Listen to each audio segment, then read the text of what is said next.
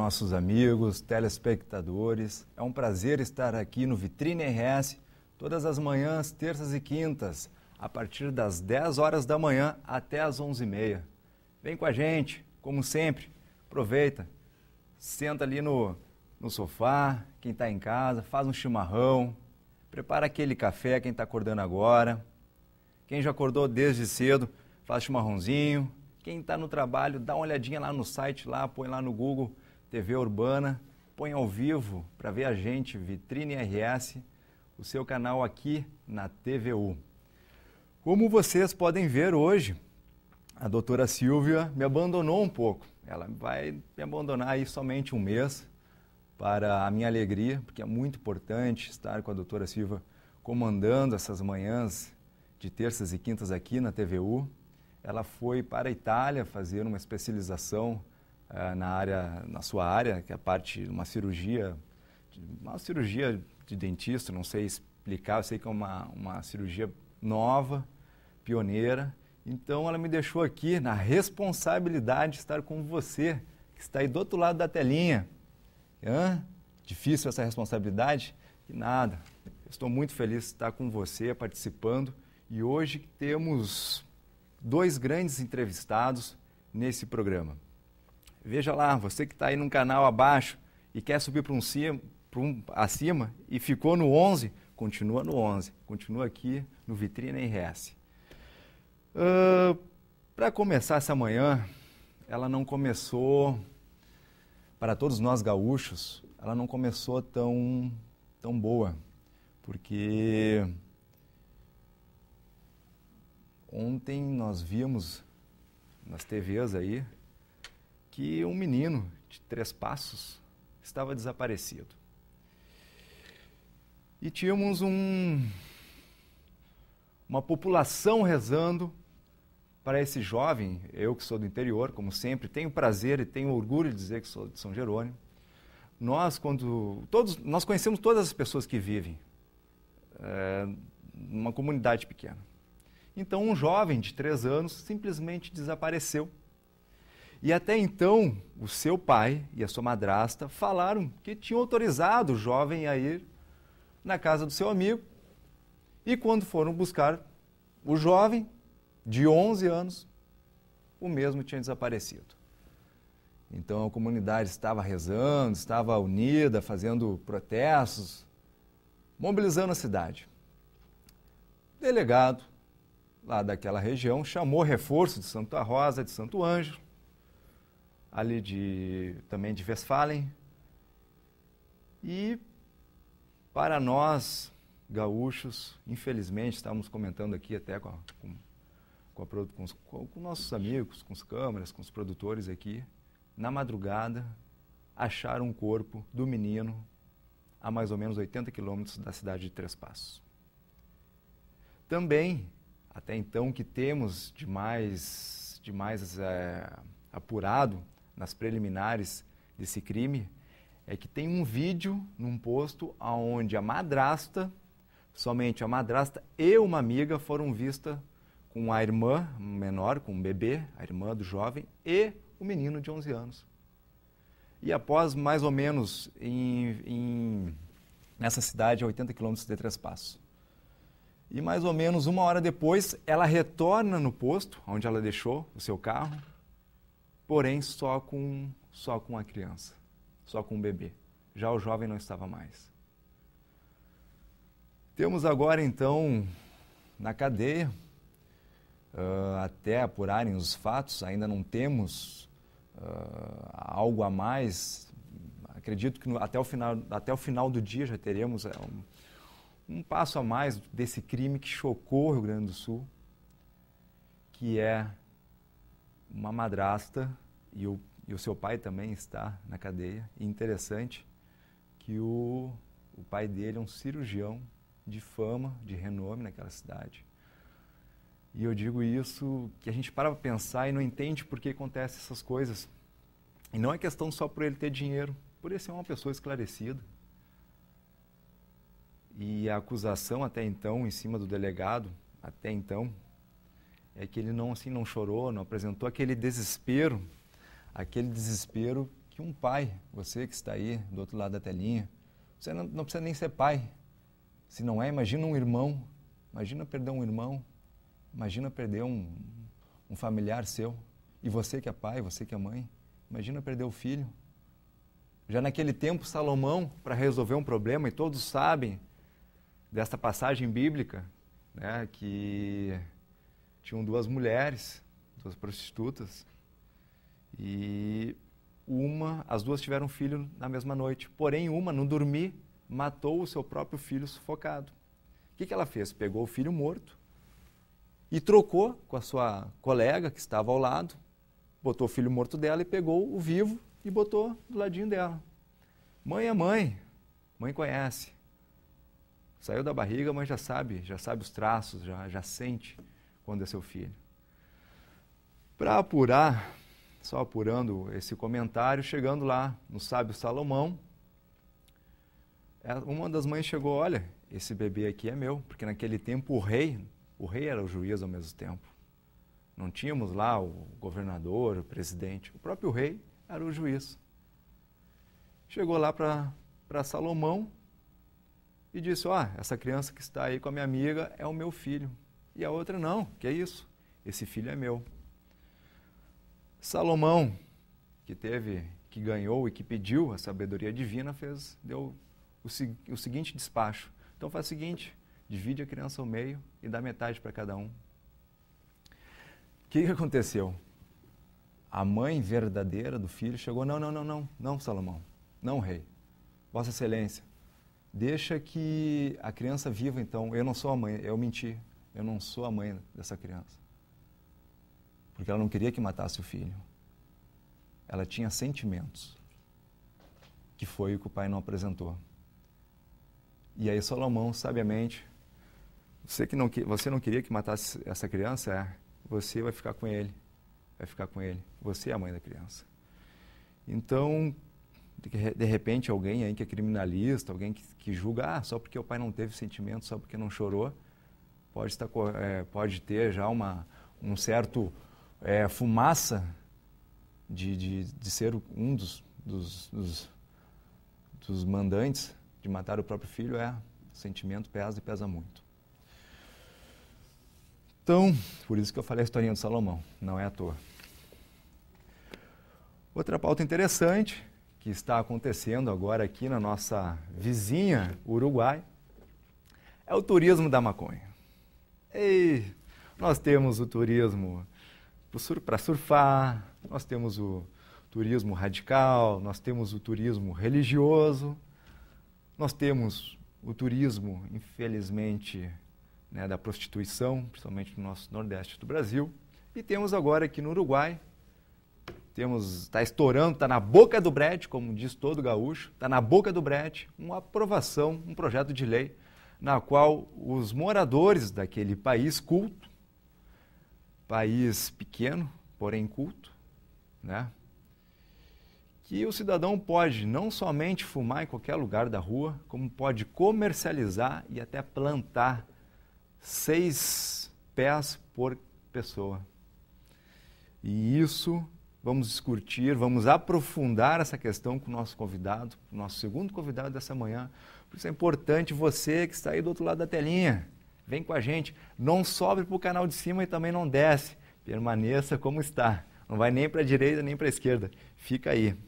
E como sempre, nossos grandes apoiadores, Marcelo Martins, o homem que fez esse grande estúdio, a gente agradece muito, o Vitrine RS agradece a sua colaboração, arquiteto Marcelo Martins, pelo telefone 3237-6698. Também temos o Estofado Century, estofados na qual a gente fica bem acomodado, conversando com os nossos entrevistados, lá da Serra, lá da terra da nossa outra entrevistadora âncora, da minha querida doutora Silvia, que é o prefixo 54, telefone 3441-5182, Sulina Iluminação e Materiais Elétricos, lá na Pernambuco, com telefone 3222-8805, que foi que nos apoiou com esse lindo lustre, que vem iluminar essas manhãs do Vitrine RS, que vem iluminar a sua manhã.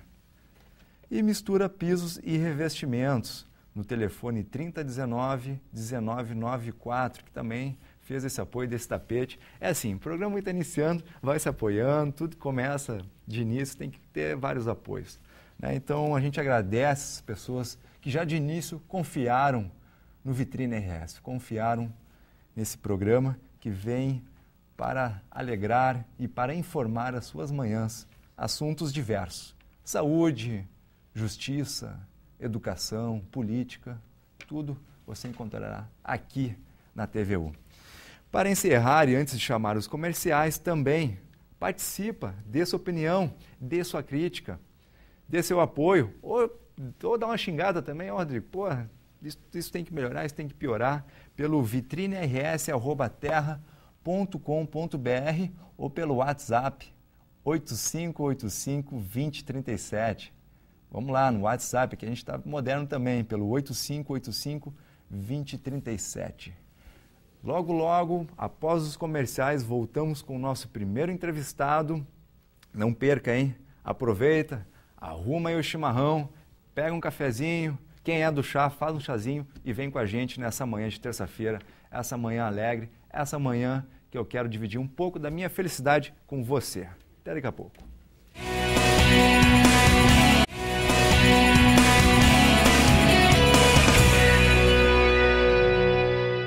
Voltando no nosso Vitrine RS, você que está começando a ver nós agora nesse segundo bloco, continua.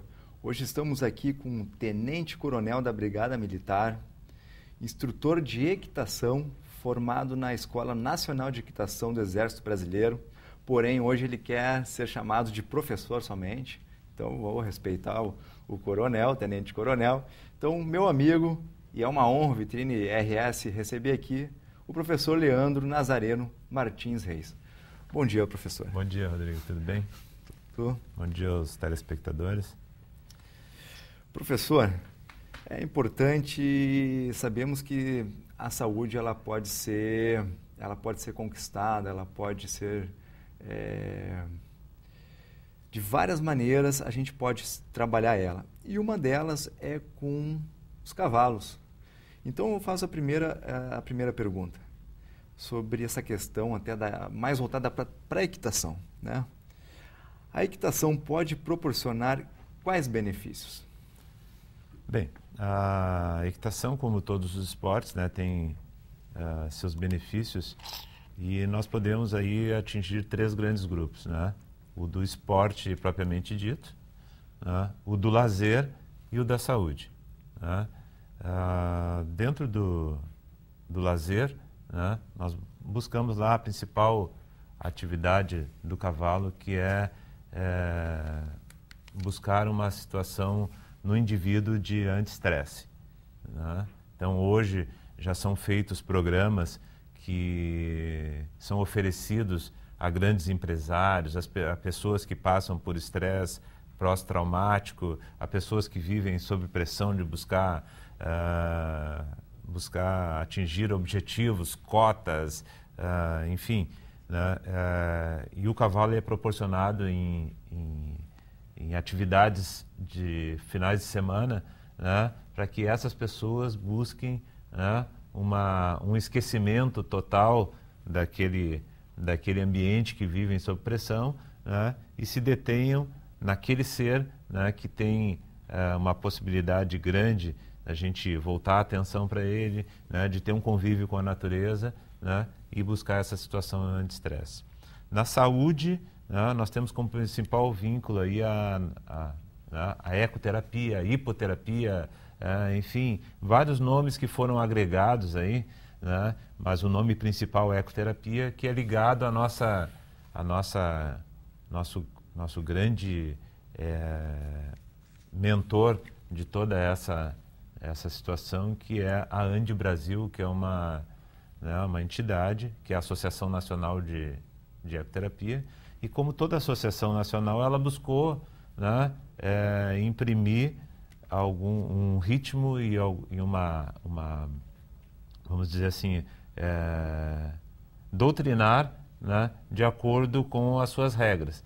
E algumas pessoas, né, também não se pensou nisso, por características de estrutura, né? Na população onde vive. Nós lá numa cidade onde nós vivemos, que é um pouco menor, né? Nós não podemos seguir todos os ritos da Andi Brasil, né? Porque isso gera custo e tal. Então nós vamos, né? E aí então as pessoas buscam outro nome, hipoterapia, para não se vincular àquele, para não ser cobrada de todas aquelas regras, né? E aí esse benefício ele é oferecido às pessoas que são portadoras de necessidades especiais, às pessoas que têm hiperatividade, né? Que têm também um estresse pós-traumático. Se trabalha toda essa situação. Professor, então, ecoterapia, né? Ecoterapia. Então, só para a gente, como se diz, né? Só para dividir as coisas. Quem hoje vai procurar uma escola de hipismo, por exemplo, um centro de hipismo, ela pode ir tanto pela questão, só fazendo um feedback aqui, pela questão do estresse, como o senhor falou, empresários, pessoas com traumas, como pode ir, digamos, crianças que querem fazer a escola, querem ser atletas, ou crianças que querem, por exemplo, melhorar a sua concentração. Como é que o cavalo, o que o cavalo em si, o cavalo ele trabalha com a pessoa, como portadores de necessidades especiais? Como é que essa coisa do sentimento com o cavalo, o que o cavalo passa para a pessoa? Bem, na questão esportiva, né, nós melhoramos nas crianças, principalmente, né, quanto no adulto, né, o foco, né, a concentração, né, a disciplina. O cavalo é diferente, né, de outros esportes que nós trabalhamos com a bola. Tu diz assim, eu vou jogar a bola naquela direção. Sim. E o cavalo, ele é um ser dotado de vontade. Então ele tem, né, muitas vezes a criança quer ir para a esquerda e o cavalo quer ir para a direita, né? Então quem vai exercer o poder sobre quem, né? E isso fortifica o caráter, fortifica as decisões, né, da criança através disso. Na ecoterapia, o cavalo oferece, como todos os animais hoje, né, é usado os animais para as pessoas que têm alguma uma necessidade especial, porque os animais, assim como o cavalo, eles não têm preconceito, né? E o prejuízo, muitas vezes, visual daquela pessoa que vai procurar a terapia, né, também o animal não vê. E ele dota de carinho, né? Ele transmite a confiança, o carinho, né? Em função disso, assim como os cães, os gatos, gato-terapia, cachorro-terapia, né, como já tem hoje. Mas o cavalo ele oferece uma coisa muito importante, né, que é o movimento tridimensional, que a gente chama. O que seria o movimento tridimensional? Agora, exatamente. O cavalo, através do seu movimento caminhando, ele caminha para frente e para trás. Para trás? É isso. No momento que ele volta, porque o cavalo tem 4 patas e ele caminha em diagonais. Então ele volta com as patas para trás para empurrar para frente a diagonal e vai indo para frente e para trás. Como é para a diagonal, para um lado e para outro. E para cima e para baixo. Ou seja, como ele caminha em diagonais, cada vez que ele empurra a pata traseira, né, falando leigamente, assim, a pata traseira com a pata dianteira nessa diagonal, para essa aqui entrar, ele tem que suspender. Então é para cima e para baixo. Então todo esse movimento transmite uma série de vibrações ao corpo do usuário da equitação, né, que ele multiplica muitas vezes a questão de irrigação sanguínea, de tônus muscular, de ajuste de postura, né? Então são benefícios que ao longo do tempo, principalmente pessoas que procuram, que têm problemas nos membros de locomoção, né? Nós tivemos lá no regimento onde eu trabalhei, né, em que nós tínhamos um convênio com a FASE e tínhamos uma profissional muito dedicada lá, Lenise Hetzel, né, que em um ano muitas crianças que chegaram lá na maca, né, óbvio, já caminhavam, né? Claro, caminhavam com dificuldade, né? Não é um movimento reto, ereto, né, como nós caminhamos, Sim. mas já tinham, né, o prazer de se deslocar de um ponto a outro, né? Então o cavalo ele oferece isso.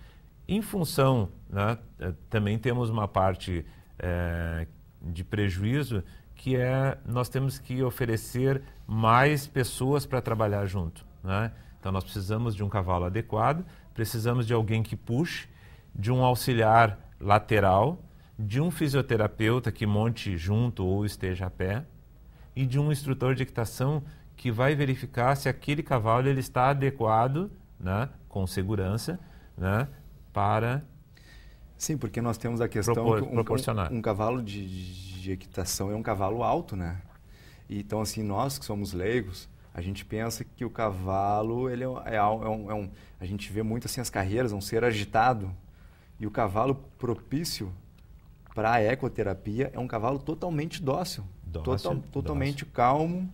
E interessante nós esclarecermos para as pessoas, para aquele pai, para aquela mãe que está procurando um esporte para o seu filho, toda essa visão do que pode encontrar numa escola de equitação, que tu não somente vai trabalhar a questão do esporte, mas toda essa questão também, né, da terapia. E para aquelas pessoas que querem procurar a terapia já estão tendo essa noção que é importante. Eu não sabia que para a ecoterapia precisava mais pessoas, tudo isso. Por isso que a ecoterapia nós chamamos de uma terapia interdisciplinar, né? Ou seja, nós precisamos de um terapeuta ocupacional, de um fisioterapeuta, de um professor de educação física, um médico, avaliações neurológicas antes e pós, né? Então, todos esses profissionais estão envolvidos na ecoterapia, né? Uma coisa muito importante quando os pais procuram também a equitação para o seu filho, né, não só para aumentar o foco, a disciplina, e ele tem duas vertentes que as crianças muito tímidas, o cavalo proporciona que elas tenham mais firmeza, né, nas suas ações, e que se desinibam mais fácil também. E as hiperativas, né, ele faz ao contrário, né? Ele usa aquela hiperatividade dela, né, para uma concentração, um foco, para conter o cavalo, né? E, obviamente, cada criança, cada pessoa que vai procurar a ecoterapia ou a equitação, né, um ponto muito importante é que cada ser é um ser, né, e tem as suas características. Então, cada indivíduo vai ter o seu cavalo adequado. A equipe da escola vai buscar um cavalo, né, agitado para o calmo, um calmo para o agitado. Faz um equilíbrio. Faz um equilíbrio entre os dois para que isso possa acontecer.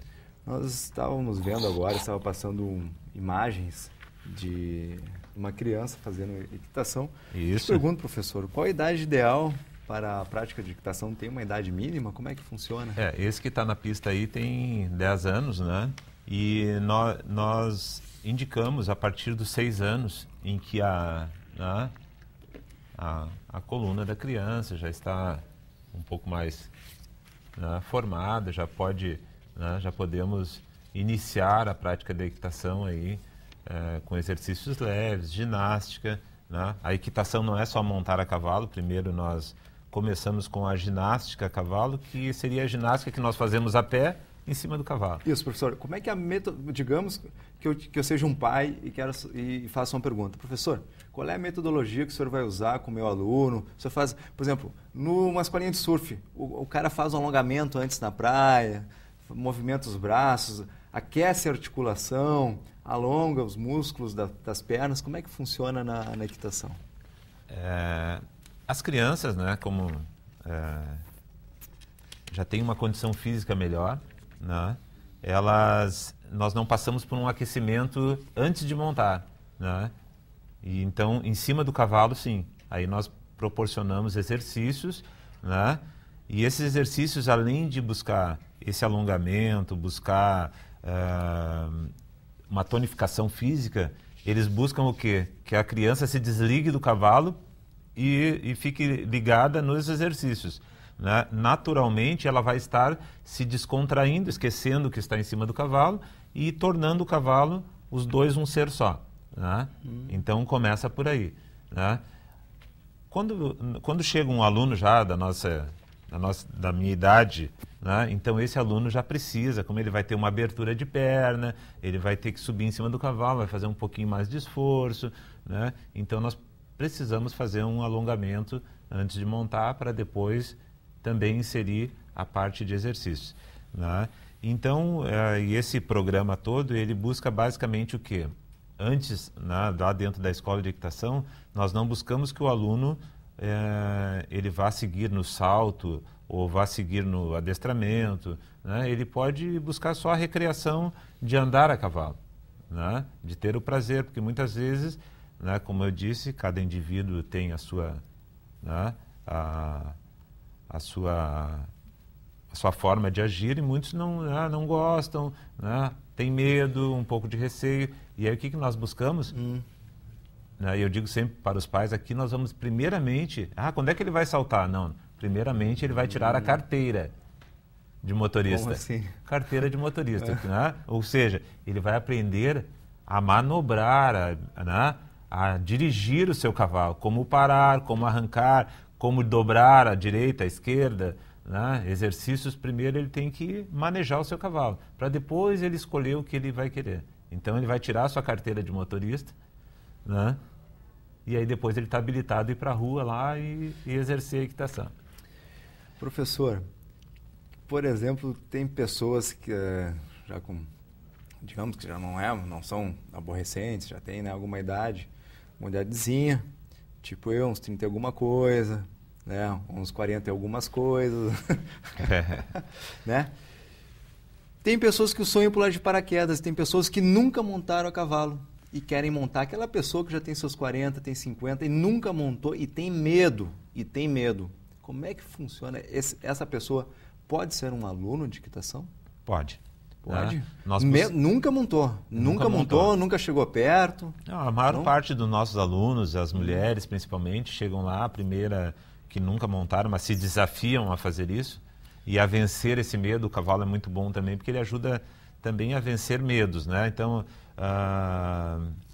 lá quando nós pedimos lá num exercício lá que o aluno ele fique de pé na sela, muitos alunos tinham medo de altura, né? E começaram quando ficaram de pé na sela, de braços abertos, né? Na posição Cristo Redentor, né? Também começaram a vencer o medo da altura, né? Obviamente, com toda a segurança, se usa capacete, colete, né? O tipo de cavalo, né? Então nós vamos dando a confiança necessária, né? Que é como é o exemplo do carro, né? Muitas pessoas que foram, né, ter o seu carro muito tempo depois, né? E tinham medo de dirigi-lo, né? Com o instrutor adequado, com o instrutor credenciado, né? Com o cavalo adequado, né? Não vai haver problema nenhum, né? A pessoa vai vencer esse medo, vai, né, relaxar, né? E depois de picado pela mosquinha do cavalo, aí não vai largar mais, vai querer sempre o cavalo. É um exercício muito gostoso e muito gratificante para os instrutores quando verificam os alunos evoluindo. Tem alguma média de tempo que, digamos, um aluno novo, um jovem que esteja começando, leva para começar a saltar? Não. Essa pergunta algum pai deve te fazer. Não sempre quanto fazem. tempo meu filho vai estar pulando? Somente aqueles pais mais ansiosos querem... Eles querem... Né? Eles querem ver os filhos. Eles querem ser o filho, né? Então, na realidade, não. Porque depende da capacidade física de cada um, né? Do número de aulas praticadas durante a semana, né? Então, são vários fatores que intervêm nesse tipo de pergunta, né? Mas né? E qual o mínimo de aulas por semana é importante assim para ter uma progressividade no ensinamento? O mínimo de aula para um aluno assim, para ele estar trotando, galopando, num prazo de 3 meses, né? No mínimo 2 aulas por semana. 2 aulas por semana, Duração, que seriam 8 aulas no... A duração de uma aula, quanto tempo dura? Duração de uma aula, 45 minutos a 1 hora. As primeiras semanas, né, como tu trabalha, principalmente em quem não monta, né, a abertura dos ângulos articulares das pernas, né, então é um pouco menos, meia hora, as primeiras aulas, assim, até para te não deixar o aluno dolorido e tal, porque ele vai sair de uma posição que ele está sempre com as pernas fechadas, Sim. vai montar na célula, vai abrir a perna e tal. Sim. Então, né, não forçar muito, né, a musculatura. Então, as primeiras aulas meia hora, depois 45 minutos a 1 hora. Uma pergunta, professor, mas eu quero que tu responda depois dos comerciais.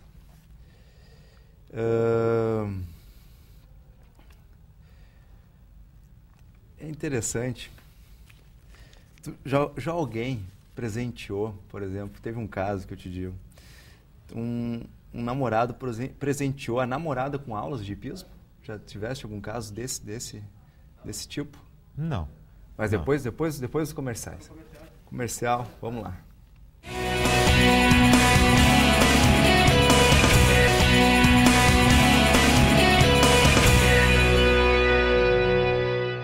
Voltando então com o nosso professor Leandro Nazareno, instrutor de equitação. Professor, a gente tem aquele pensamento, quando se fala em equitação, de que equitação é um esporte caro. Primeira pergunta que eu faço: a pessoa precisa ter o cavalo para começar a praticar a equitação? Não. Hoje, com a divulgação do esporte, né, através dos atletas olímpicos, das equipes brasileiras que têm excelentes resultados, dos campeões gaúchos, né, hoje nós temos um campeão gaúcho que é campeão nacional, né, Lucas Brambila, né, então todo esse pessoal ele ajuda a divulgar muito as escolas, né, e as escolas como categoria de base, né, obviamente elas oferecem o nível de escola, e que a gente julga que em torno de um cavalo, para te manter um cavalo de esporte, né, ele custa lá tipo menos de 1/3 do valor que tu gastaria para ter um cavalo, né? Então, sem as responsabilidades de veterinário, de ferrageamento, né, de alimentação. Tem um cuidado diferenciado para um cavalo de equitação, para um cavalo, esses campeiros do dia a dia do campo, né? Um cavalo crioulo, por exemplo, tem uma diferença. Tem toda a diferença. É um cavalo que não pode ficar na rua, ele tem todo um tratamento, tem que ficar em cocheira, uma alimentação especializada, né? Isso. Hoje os cavalos crioulos também, de competição, também passam sua maior parte do tempo nas cocheiras e tal, né? Mas o cavalo de salto, pelas características da raça, ainda não é habituado a ficar todo dia na rua, né? Enfim, até porque ele tem que trabalhar, né? Então, fica bem acessível, né, o custo das aulas de equitação, tendo em vista que também tem o material, né, utilizado, sela, material cabeçada, bridão que vai na boca. Digamos, enfim. Então, que o aluno, no que ele paga a mensalidade, já está incluído o aluguel do cavalo, da encilha e já o instrutor em si. Exatamente. Já está tudo incluído, toda a estrutura, é um pacotão. toda a estrutura, geralmente pista, assim obstáculos.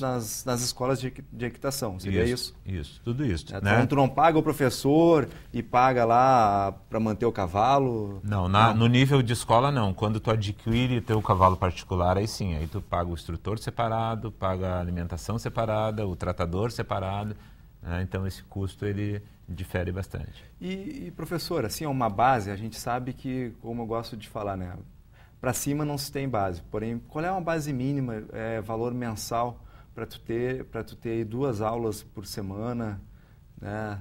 Qual então, é uma base de mensalidade? As escolas trabalham aí mais ou menos em torno de R$350, que seriam 8 aulas no mês. Né? Então, se dividir isso em 8 vezes, né, a aula ela sai em uma, né, com toda essa estrutura, cavalo, sela, né? O instrutor. A ferragem, né? Que uma ferragem de um cavalo entre 80 e 100 reais, né? Então, o instrutor, a disponibilidade, a estrutura que tem que se manter também, né? Tu tem que manter obstáculos, tem que manter pista, areia, enfim, né? Ele sai um número bem em conta. Né? Então, 2 vezes por semana, em torno de 300, 350, né? 4 vezes por semana, em torno de 500 reais a 450 também. E aonde, professor Leandro, a gente pode encontrar as escolas próximas assim da sua residência, escolas credenciadas para as aulas de equitação?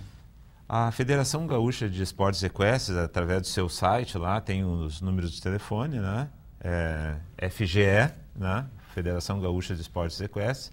Ela tem cadastrado lá as escolas de equitação que estão mais perto da onde a pessoa está. A pessoa liga para lá, eu moro em tal lugar e gostaria de saber o que eu tenho de opção para praticar esporte de equitação. Eles dão 2, 3 opções lá. Da nossa região lá somos só nós, né? Então, por favor, o pessoal da região carbonífera, né? Um telefone, professor. Telefone para 9911-3442, Centro Equestre Lindos Ares, né? Nós estamos lá já há 5 anos, né? E temos aí já também resultados expressivos junto à federação. Temos as ligas também, né? Que algumas ligas não estão filiadas à federação, né? Novo Hamburgo tem muitas hípicas, Nova Hartz, né? Enfim, né? Já está bastante disseminado o esporte equestre no Rio Grande do Sul. Muito bem. Então, Tenente Coronel da Brigada Militar, professor Leandro Nazareiro Martins Reis, foi um prazer ter um amigo aqui no Vitrine RS. Eu que agradeço. E com o apoio de Marcelo Martins, 3237-6698, nosso grande arquiteto, Estofados Century, prefixo 54, 3441-5182, Sulina Iluminação, lá na Pernambuco, 3222-8805. Chamamos os comerciais e, após ele, um outro grande entrevistado aqui no nosso Vitrine RS. Não sai daí, fica na poltrona. Continua com a gente nessa manhã linda de terça-feira.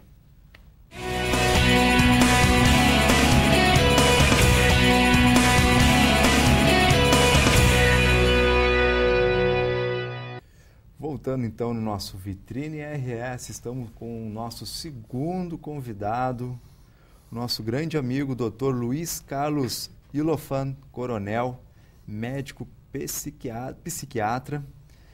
Para os nossos apoiadores, Marcelo Martins, 3237-6698, Estofado Century, prefixo 543441-5182, Sulina Iluminação 3222-8805 e Mistura Pisos e Revestimentos 3019-1994. Bom dia, doutor. E aí? Uma satisfação estar no teu programa, né? Vamos ver se a gente desenvolve alguns assuntos de interesse da comunidade, dos telespectadores e da comunidade de modo geral. Então, doutor Luiz, vamos começar assim falando no âmbito geral das drogas. Pode ser algo bem assim, bem aberto, bem. Depois a gente pode daí aprofundar um pouquinho na maconha, já que no início, no primeiro quadro, eu falei que aqui na nossa vizinha, no nosso vizinho Uruguai, vamos ter agora o turismo da maconha. Depois a gente chega lá. Vamos começar falando por um âmbito geral sobre as drogas, sobre o Brasil. Bom, se a gente usasse a linguagem bíblica, eu diria que as drogas é uma forma moderna de peste. Na Bíblia tem várias pestes que atingem, geralmente é por castigo, pelos pecados humanos, né? E eu acho que temos muito pecado, porque as drogas são o problema número 1 da sociedade. E do Brasil, então, é número 1.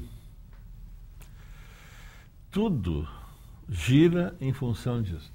Por exemplo, a criminalidade, a violência, o judiciário, as prisões superlotadas, tem 600 mil presos. Tudo, a grande parte, é relacionado aos homicídios, as drogas. Todas as drogas? Não, felizmente não. Por um lado, felizmente. Por outro, elas são suficientes para produzir todo esse estrago.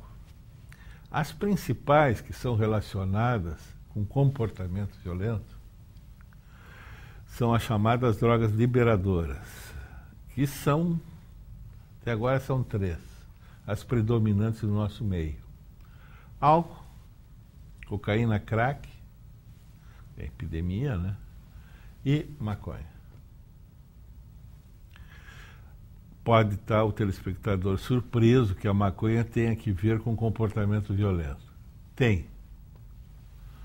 A maconha, já entrando direto numa das dos principais malefícios dela, de 30, 40 anos atrás, não é a mesma de hoje em dia.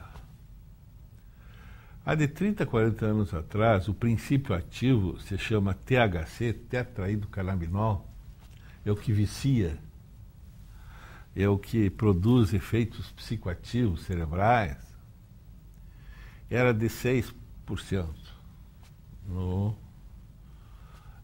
na droga. Hoje é 26,6%. Então ela vicia muito mais e ela produz muito mais efeitos deletérios cerebrais. A presidente do Instituto de Drogas norte-americano é uma mulher maravilhosa, mexicana, neta do Leon Trotsky, grande revolucionário russo. Neta. Se chama Nora Volkov. Ela é maravilhosa. Ela diz que essas dependências químicas, de um modo geral, hoje as doenças psiquiátricas, são doenças cerebrais, que produzem uma alteração na estrutura e no funcionamento do cérebro, com intensa repercussão no mundo cognitivo, das emoções e da conduta. Por aí estou te dizendo que, e ao telespectador é muito importante que saiba disso, que não existe maconha que não tem efeito, e efeito gravíssimo. Que o momento que a pessoa usa, abusa e se torna doente, que é o dependente, ele modifica o seu cérebro, se transforma numa doença crônica com a qual ele vai ter que conviver o resto da vida.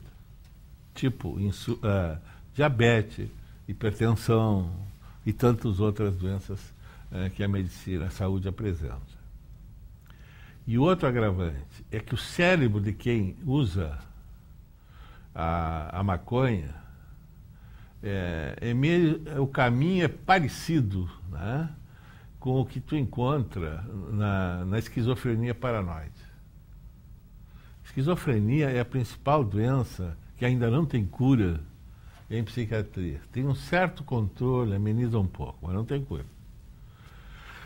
E um dos quadros da esquizofrenia mais comuns é a pessoa se sentir perseguida. Querem me fazer mal. Tem gente que se sente sem ser doente, sem fumar, né? Maconha. Mas, de qualquer sorte, então, é o caminho de uma paranoia, né? Então, tu vê que isso promove, digamos, está muito ligado às alterações que a maconha produz no cérebro, a conduta violenta. Por se sentir prejudicado. Às vezes o drogado ele fala que está sendo perseguido ou está vendo bichos, né? Estou vendo, a gente, né? Temos amigos, né? Um conhecido e outros caras, a gente sabe. Estou vendo bichos, tem essa questão de se sentir perseguido. É bem isso aí, né? Fica viajando. É que outra característica das drogas, além desse efeito perverso sobre o cérebro, diretamente relacionado, que facilita o comportamento violento, que facilita um quadro paranoide, é que nunca vem só. A pessoa não usa só maconha. Ela bebe, ela cheira, ela às vezes se experimenta, boa percentagem fica no crack. Então, existe uma múltipla experiências, multiuso de várias drogas. Mas todas produzem essas alterações cerebrais, mais aqui, mais ali, no cérebro. Mas, além disso, tem outro efeito muito perverso, muito perturbador e inquietante para a sociedade. O senhor que está nos escutando, o senhor que é pai, mãe, não é? É muito importante isso. Que é o uso... Quem é que é curioso? Por que é tão letal se for legalizada a maconha? Porque quem vai querer experimentar é o jovem. Que é mais maleável. Não, ele é curioso por natureza, ele quer conhecer, ele quer experimentar, ele quer ver que efeito tem. Isso é da natureza do jovem. O cérebro do adolescente, ele se forma lá pelos 21, 22 anos, 23, 24. Tá? Até ali tem informação. E na adolescência ele sofre, normalmente, o que os neurologistas dizem, uma poda. Digamos, aqueles elementos cerebrais, as células cerebrais, elas sofrem aquilo que não vai ter uso, é meio descartado. Isso é normal. Se chama poda dos elementos celulares. Com o uso da maconha, se fuma 2 baseados por dia durante 2 anos, a chance é muito grande de aumentar essa poda. Eu tenho pacientes, porque eu ainda clinico, jovens que perderam 10 ou 15 pontos de QI pelo uso de drogas. Maconha, coca, álcool. Emburrece. A maconha emburrece. Segundo lugar, para a saúde, quem usa, estava dizendo, 2 cigarros por dia durante 1, 2 anos, tem grande chance de desenvolver, se ele tem o patrimônio genético, para bipolar, distúrbio bipolar, para déficit de atenção, para depressão, para patologia, esquizofrenia. Se ele tem essa genética, a chance é muito grande dele desenvolver. Se ele não usar, ele não vai conviver com aquilo sem nunca ter a doença. Agora, o papel desencadeante é marcante com a maconha no desenvolvimento de todas essas patologias que são muito sérias e graves. Esquizofrenia, distúrbio bipolar, depressão, déficit de atenção. Ela só piora essas patologias. Está em estado latente em muitas pessoas. Que o uso faz aquilo aparecer. Se não usasse, não apareceria. A chance era mínima de aparecer. Então, na década de 70, 80, quem enxerga a coisa são os alucinógenos. Não é muito comum com essa família aí que estou falando. Essa família é mais comum a paranoia, com o crack, com a cocaína, a mesma maconha. Mas, na década de 70, 80, quem usava drogas, né? Isso é uma herança da década de 70, 80, né? Eles tinham uma expressão que era bad trip, má viagem. Que eram os caras que enlouqueciam pelo uso, ficavam enxergando coisa e permaneciam assim. De tanto usar. Permaneciam, enlouqueciam. Por quê? Porque tinha lá no patrimônio genético, digamos, a tendência familiar para a esquizofrenia. Aí o uso desencadeou. E uma vez instalada, é para sempre. Então, esse malefício não é alertado, não é suficientemente conhecido. Eu estou terminando de escrever um decálogo que eu vou publicar agora, sobre por que não legalizar a maconha. Então, são 10 razões capitais para isso. E uma delas é isso, o papel desencadeante com doenças que não apareceriam num momento crucial da vida que é a adolescência, o jovem, e que vai determinar tantos prejuízos.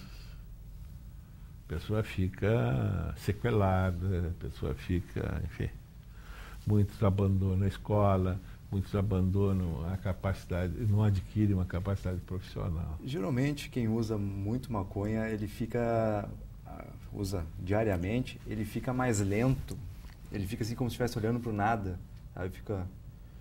Qual que seria... É que tem uma síndrome que se chama amotivacional. Quer dizer, ajojado, eles dizem. Ajojado. Quer dizer, o cara fica meio abobado. E isso é um efeito perverso, é parecido com ópio. No século XIX, né, boa parte dele, a Inglaterra dominou bom número de anos os países do Extremo Oriente, né, a China, Índia, em certa medida, com o ópio. Que nesse sentido é parecido, que a pessoa fica anestesiada.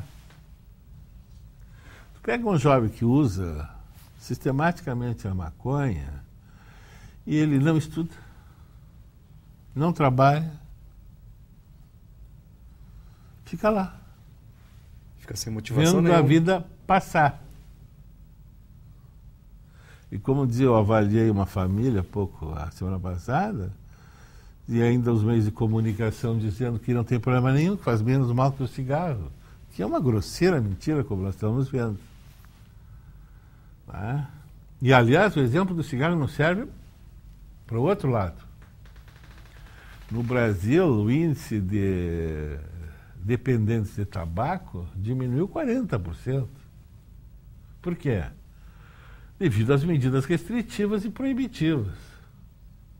Foi proibida a propaganda de cigarro na TV. Hoje o fumante se sente quase um criminoso. Verdade. Porque ele não pode fumar em restaurante, não pode fumar em espaço público, nem em casa. Tenho amigos que ainda fumam um cigarrinho, cigarro, tabaco. E a mulher não deixa fumar no quarto. Vai para a varanda, vai para o corredor. Acho que fazem bem. Não viu nem na varanda, deixa, manda lá para o lado de fora. Vão para a rua. Né?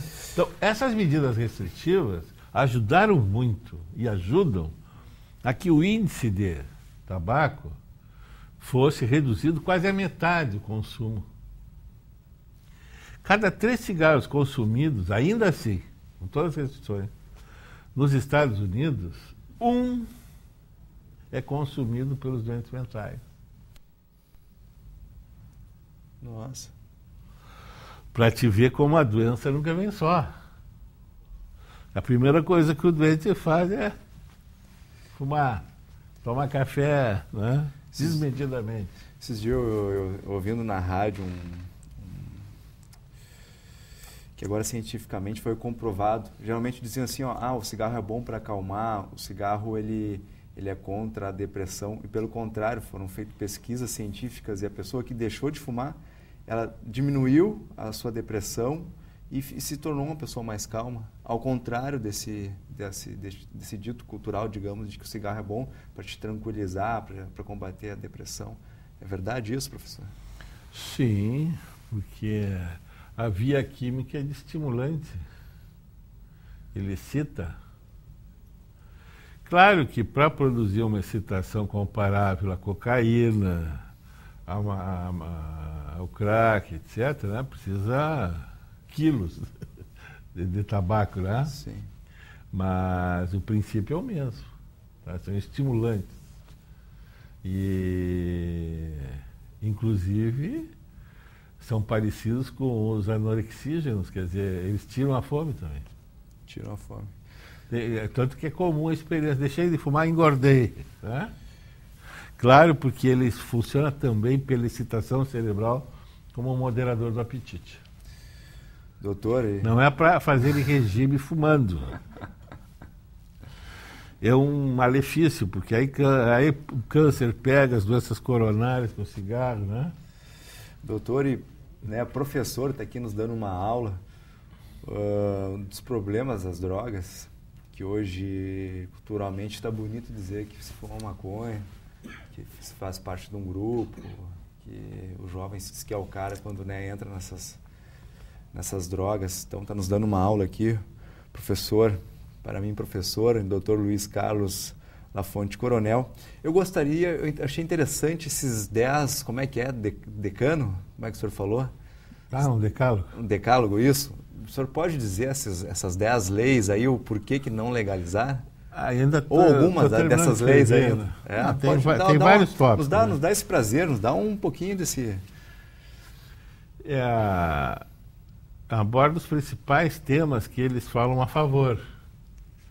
Então, digamos assim, vai diminuir a criminalidade se legalizar. É uma mentira.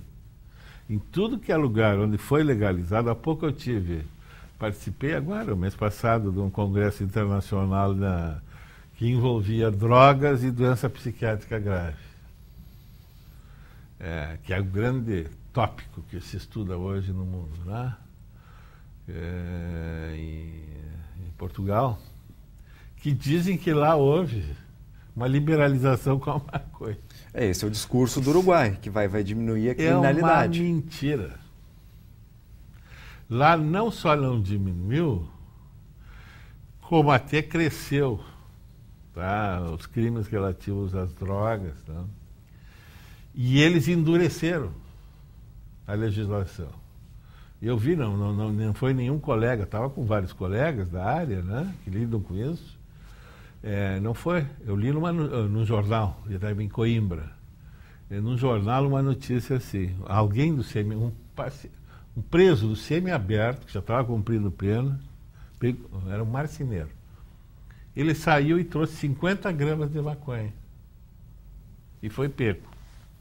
Como ele não era dependente, não era doente, pegou mais 4 anos fechado.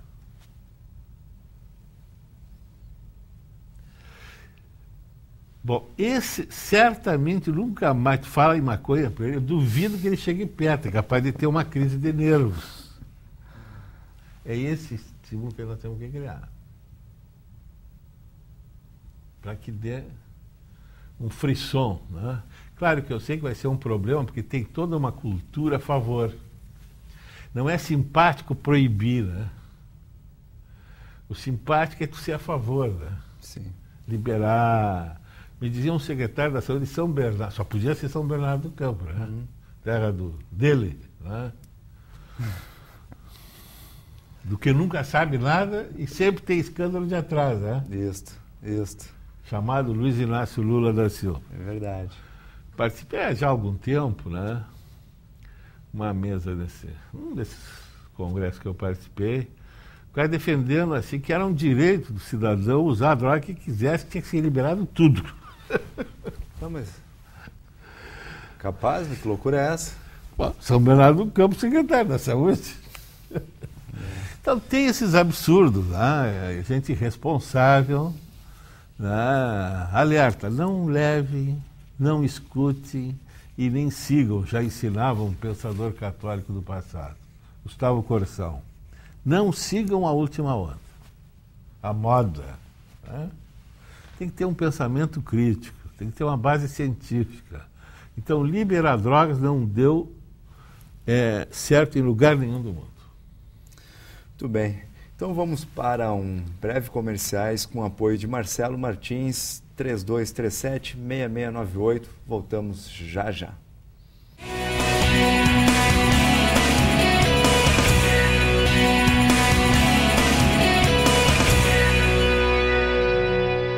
Voltando então nesse quadro com o Dr. Luiz Carlos Lafonte Coronel, médico psiquiatra. Nessa manhã, vamos agora para uma pergunta bem preocupante, Dr. Luiz Carlos. Como é que está a nossa epidemia do crack? Eu digo nossa porque ela está no nosso dia a dia, ela está bem pertinho da gente e a gente achando que ela está longe, mas ela está muito próxima de todos nós.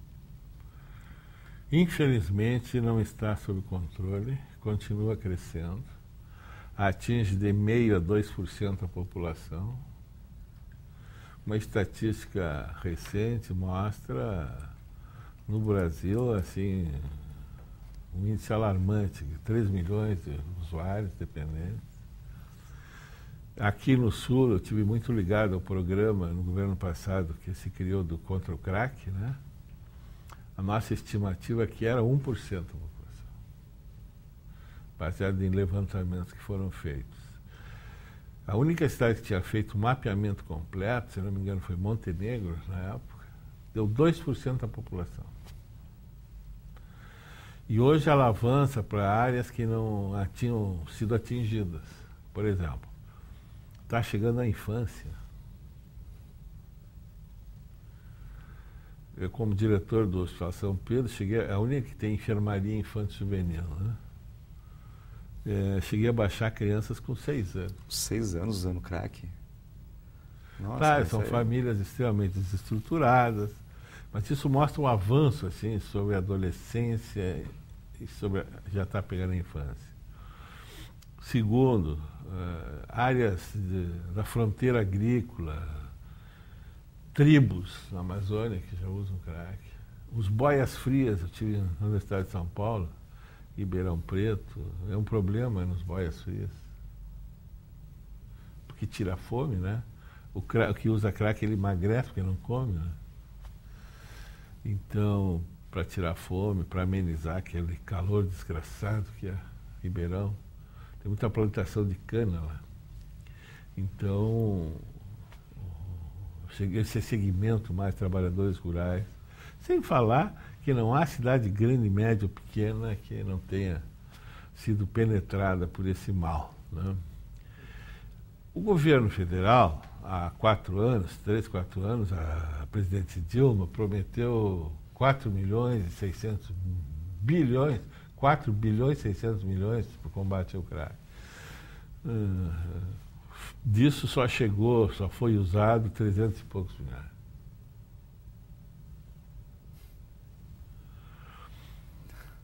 O índice, como é que tu mede essa epidemia? Tem que ter medidas, né? O pessoal diz, não, mas o álcool é superior. Começa quem nunca vem só. Quem usa cocaína, crack, geralmente bebe e fuma maconha. Nunca vem só. Só que o efeito do crack é muito superior. É muito superior em termos de violência, né?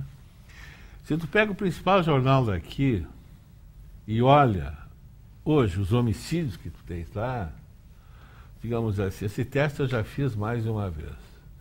Tem 5 homicídios, 4 ligados, direto ou indiretamente, ao uso de crack. As emergências psiquiátricas, eu te falo que 4 anos dirijo São Pedro, que atende 88 municípios. E que, aliás, sempre estão querendo diminuir e fechar, né? Sim. Com essa barbaridade que é a necessidade populacional de leitos hospitalares, de um modo geral, e psiquiátricos de um modo especial, volta e meia querem fechar e diminuir os poucos recursos que tem, essa turma que está no governo. Mas lá era 70% dos pacientes que baixavam envolvidos com crack. Na área de adolescentes, por exemplo, era 90%. As emergências que é 24 horas da Cruzeiro do Sul e da Vila do Iapé, que são as únicas de Porto Alegre, certamente a grande maioria dos casos é relativos à dependência do crack. Qual é, doutor Luiz Carlos, chegando lá um paciente doente, quanto tempo ele precisa para conseguir se recuperar do crack? Se é que ele consegue se recuperar desse vício, como é que funciona quando o senhor era diretor lá do São Pedro? O tratamento da dependência química dessas drogas prevalentes, considerando então esse ensinamento, que é uma doença cerebral crônica, que muda a estrutura e o funcionamento do cérebro, com repercussões na cognição, nas emoções e na conduta sérias, é um tratamento longo. Visa o quê? Antes de mais nada, é o controle da doença, como é o diabetes. O diabetes, ele não volta a estaca zero, mas tu pode levar uma vida normal se tu controlar a doença. Não comer açúcar, tomar insulina, Assim é com a dependência dessas drogas pesadas, tipo crack. Se tu identifica a doença, se tu consegue controlá-la, tu pode levar uma vida relativamente normal, né? Sem problema algum. O problema é controlar. O controle se faz com 2 ou 3 etapas, pelo menos. Primeiro é da crise. Aí, o tempo que é oferecido pelo... Hoje é o dia de lembrar... Aí, é onde eu queria chegar. É onde eu queria chegar. Não precisou, acho que foi por osmose, né? Não precisou nem fazer a pergunta. Não sei se é essa, mas vamos ver.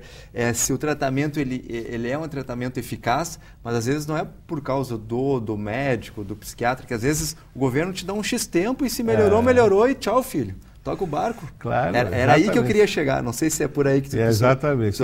Eles dão 21 dias. 21 né? dias? Pô, mas aí é brincadeira. Mas eu estava lembrando o Lula, porque o Lula disse que nós temos o melhor sistema de saúde do mundo. Aí é brincadeira. Eu acho que é naquela fase do dia que ele não diferencia IPTU de PITU. Como dizem os amigos paulistas, né? Que é um absurdo. Mas, de qualquer maneira, então, tem que atacar a crise. No México, que tem uma longa experiência com drogas e com cocaína, nos Estados Unidos, que também teve uma epidemia de crack na década de 80, todos esses lugares se levava mais tempo para tratar essas patologias no momento agudo. Hoje, na Inglaterra, dá para comparar com depressões graves, com risco de suicídio, dá para comparar com a crise do crack. Leva, às vezes, 2, 3, 4 meses para tratar a fase aguda. No México também leva meses. Tá? Claro, alguns podem sair antes, se não estão tão comprometidos, mas precisa de mais tempo. Segundo, depois que sai, tem que continuar um tratamento em ambulatório. Se o risco é grande de recaída, e é grande, 80% das recaídas acontecem nos 3 primeiros meses. No primeiro ano é um pouquinho menos. Então, o índice de recaída é muito grande com cocaína e crack. Então, tu tem que ter instrumentos médicos, como comunidades terapêuticas, onde a pessoa fique longo tempo. Numa comunidade terapêutica, geralmente ficam 9 meses, né? É de 6 meses a 1 ano. A 1 ano. O mais comum é em torno de 6, 9, algumas, né? Mas no México é a maior experiência do mundo com o tratamento em comunidades terapêuticas. Lá o pessoal fica 2, 3 anos. Quanto precisa. Porque qual é o objetivo? É estabilizar clinicamente. A estabilização, nesse caso, é não consumir, é não usar, não recair. Isso precisa, com uma margem muito grande, um número muito grande de pessoas adictas, né? Elas precisam do ambiente protegido, tipo comunidade terapêutica. Então, que a experiência essa interacional nos mostra.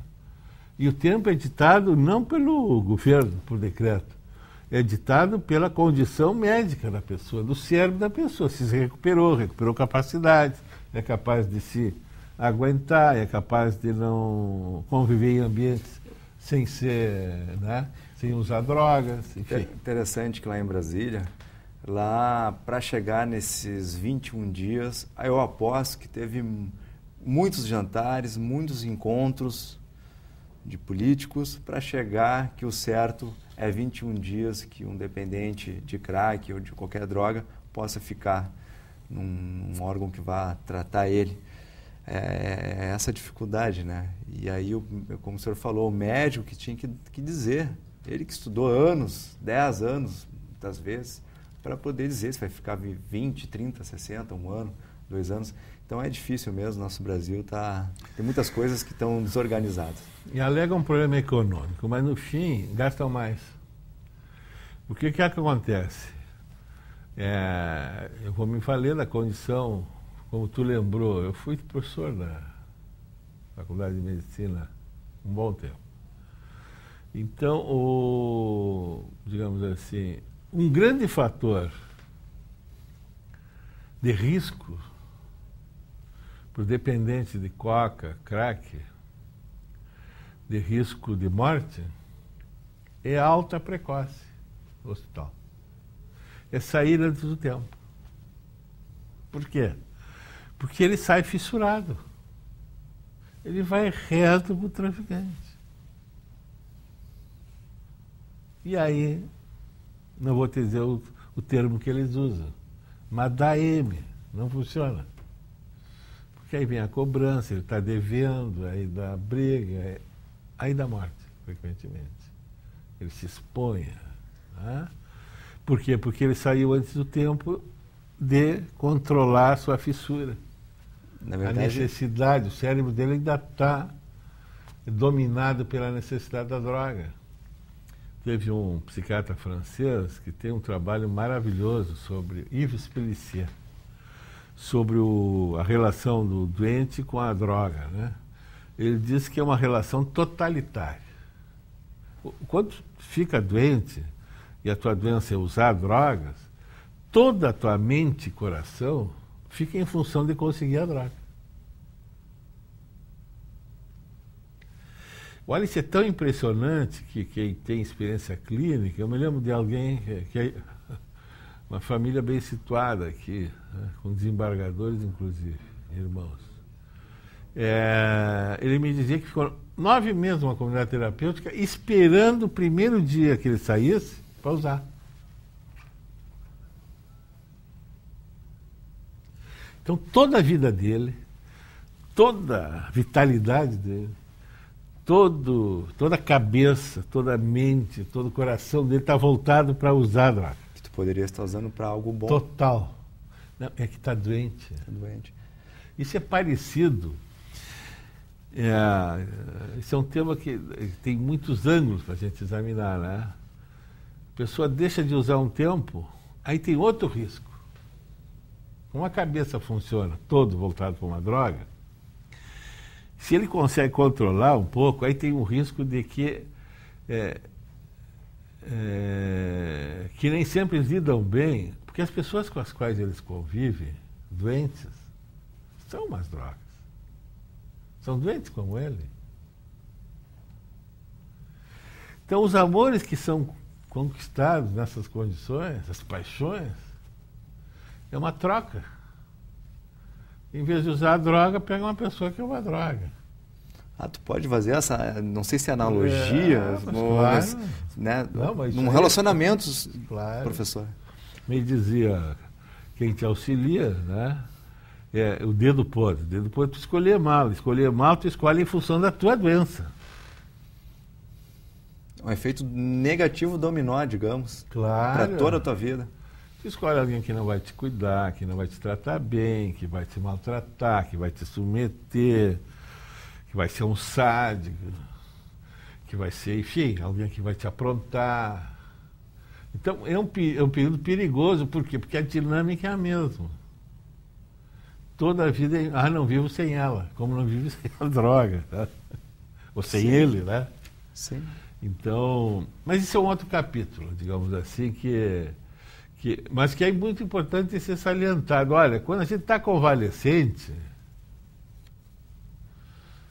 espere se recuperar bem, um bom tempo, porque aí não vai, quando a gente está muito machucado, muito ferido, não é um bom momento para te fazer escolhas importantes. Por exemplo, casar, se separar. Eu sempre aconselho que eles tratam comigo, olha, primeiro resolve a crise. Porque senão não vai dar certo. Se tu está doente, aquilo vai te perturbar na tua capacidade de escolha, não vai ser feito as melhores, não vai exercer o direito às melhores possibilidades. Então é um problema sério. Mas eu queria, na questão do crack, ainda mencionar, digamos assim, a política oficial, que eu acho genocida. Porque o Ministério da Saúde no Brasil, já há vários anos, ele não considera que exista doença mental. Existe sofrimento psíquico. Tu és gremista? Sou. Então tu é um sofredor psíquico. Eu sou colorado, estou delirante. Então, isso é sofrimento psíquico. Bom, com essa, professor doutor Luiz Carlos, essa pauta vai ter que ficar para um próximo Vitrine RS. Hoje já estourou nosso tempo, né? Lhe agradeço, professor e doutor, a sua grande participação. Já lhe deixo um convite para novamente estar aqui no Vitrine RS. E aí a gente dá sequência a essa pauta aqui.